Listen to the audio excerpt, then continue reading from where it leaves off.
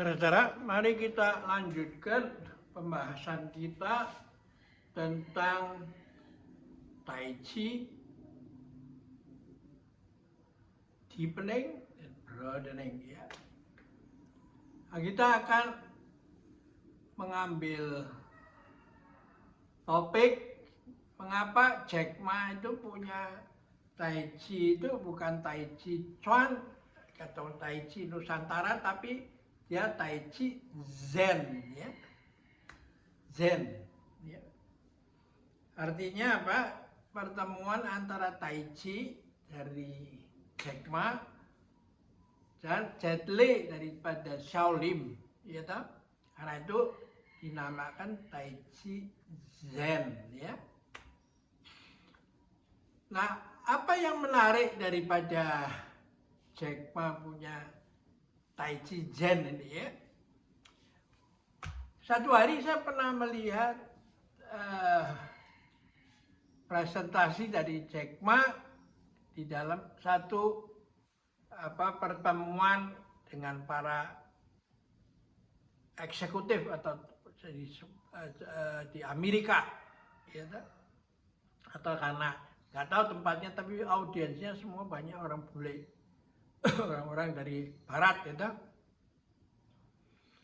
Nah, dia menjelaskan sesuatu yang menarik tentang peranan artificial intelligence itu. Ya, AI itu ya. Bahwa dia mengharapkan AI itu seperti bisa mempertemukan 4 samudra dan 5 benua. Itu semua orang bersaudara, ya toh? Nah, caranya gimana? Kalau dikaitkan dengan Chongyong atau tengah sempurna dari pandangan Konfusius, ya, yang mengatakan bahwa ketika Sagemba, apa artinya menjadi besar itu? Apakah besar itu to have, memiliki sebanyak-banyaknya, atau Anda menjadi menghidupi segala-galanya? Ini penting nih ya. Kalau selfish ya memiliki, to have.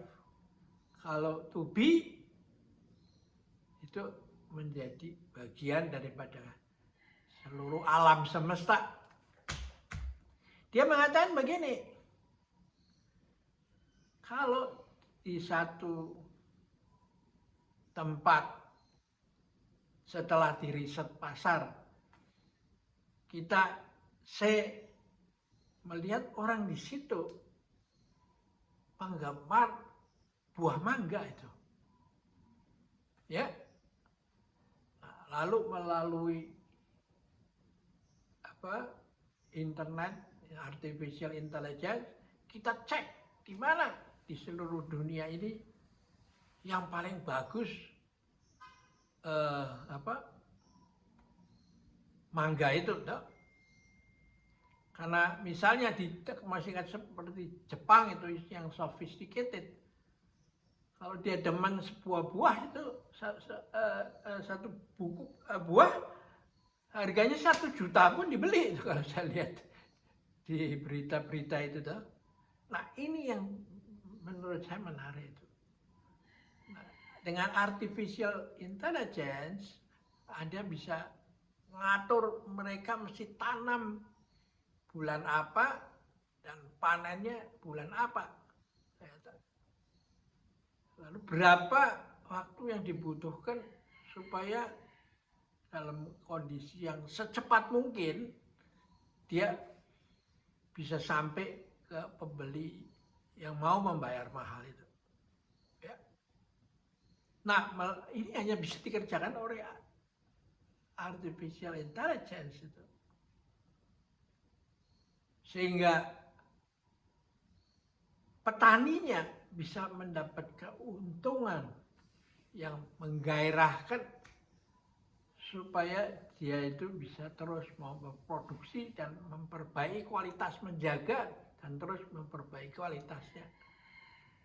Dan lalu pedagang perantaranya di-cut, ya kan? Sehingga harga jualnya itu sebagian besar ya, masuk ke kantongnya petani itu. Ya, orang yang bekerja, betul-betul yang berkeringat menghasilkan buah itu toh. Jadi blue color, kerah biru, bukan dinikmati oleh white color, kerah putih. Nah ini sebenarnya Chong Yung nih. Karena apa? Chong Yung mengajarkan segenggam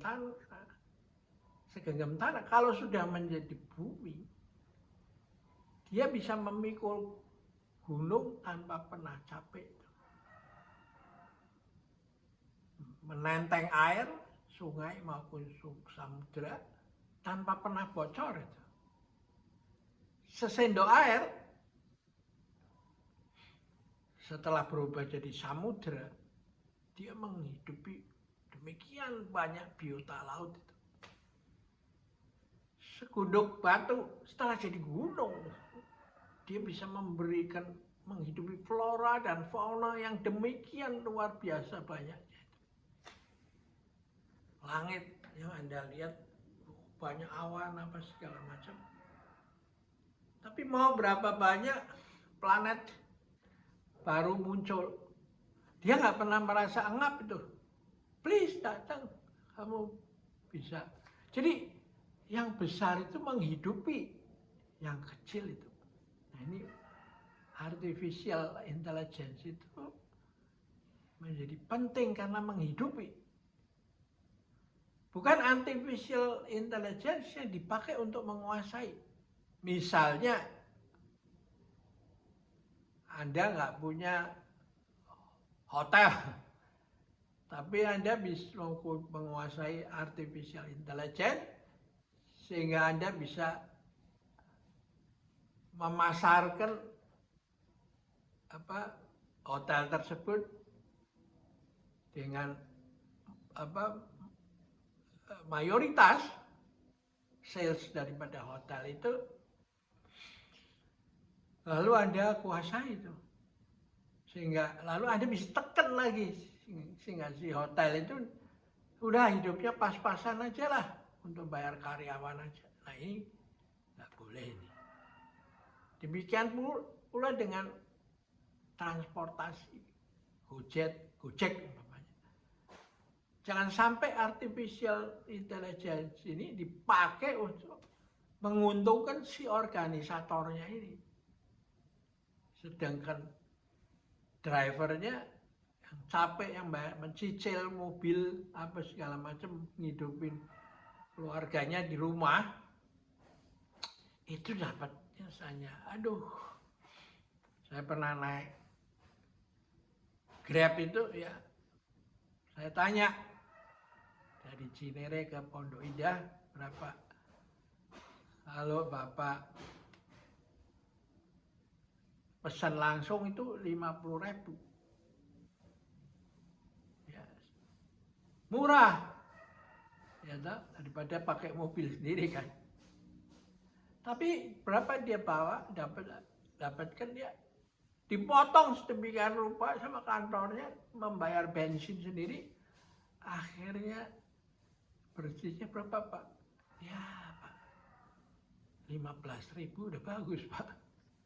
Nah yang begini-begini ini akhirnya bukan artificial intelligence yang penting, tapi you punya hati enggak tuh? Ya, bahwa orang ini kan harus hidup kan. Ya.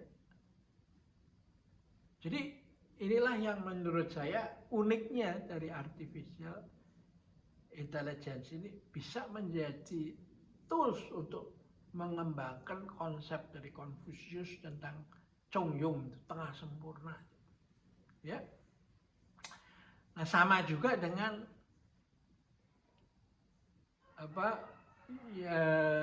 barang-barang yang gampang atau storage ability-nya mahal. Seperti biji gandum itu, kapas. Ya. Biji gandum itu kalau panen, ditaruh, digeletakkan begitu, akan rusak itu. Ya. Jadi karena itu harus ditaruh di silo namanya. Gede itu ya. Conditioning, dikasih pemanas segala macam sehingga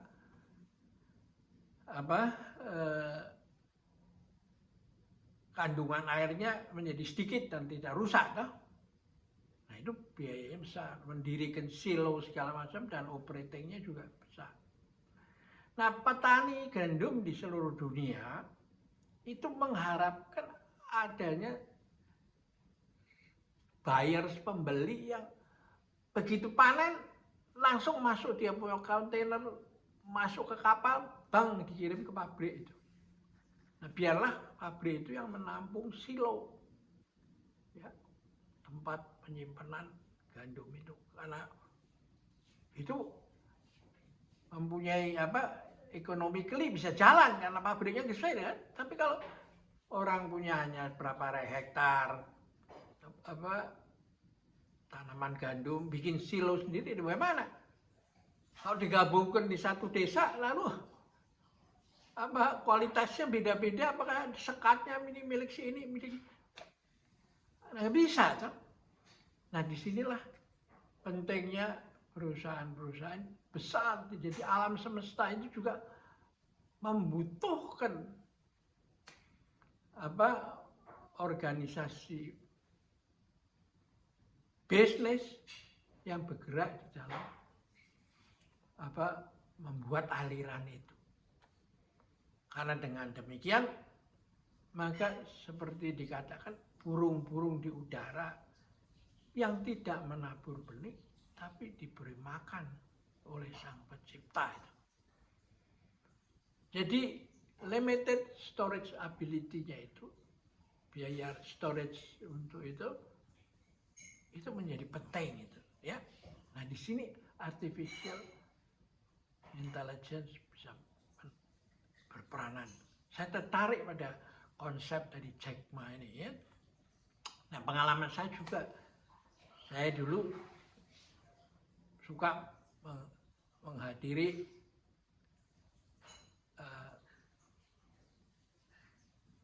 lelang, ya, trading, lelang harga kapas itu. Kapas itu juga susah. Kalau sudah panen harus ditaruh di gudang api, gudang yang tidak bisa kebakaran. Itu mahalnya minta ampun, ya toh, sewanya toh. Apalagi kalau pada saat panen itu kena hujan, gimana? Dikeringkan lagi. Jadi karena itu memang semua negara-negara yang kuat dalam agraria itu membutuhkan partner itu, bisnis partner yang bisa membuat hidup itu mengalir itu, ya. Sehingga dari yang kelebihan dikirim menuju yang membutuhkan itu, ya.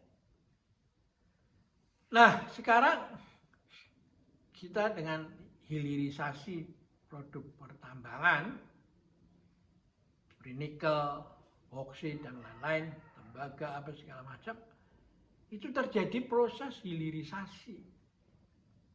Karena Karena kalau dulu dijual dalam bentuk kontrak 50 tahun satu gunung itu diambil, harganya murah, rakyatnya tetap miskin kan, nggak bisa dapat apa-apa, cuma harganya dihargain itu.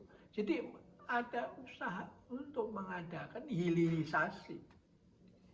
Nah kalau hilirisasi itu menjadi ekstrim sehingga si pembeli itu membeli produk setengah jadi dengan harga yang mahal, maka bisnis juga jalan lagi itu, ya. Jadi nggak bisa begitu, ya. Karena itu harus ada middle road itu di mana-mana. Nah, menarik sekali budaya Tionghoa itu atau ajaran Konfusius itu justru punya kekuatan di sini, strength di sini. Ya. Bahkan kalau utang-utangan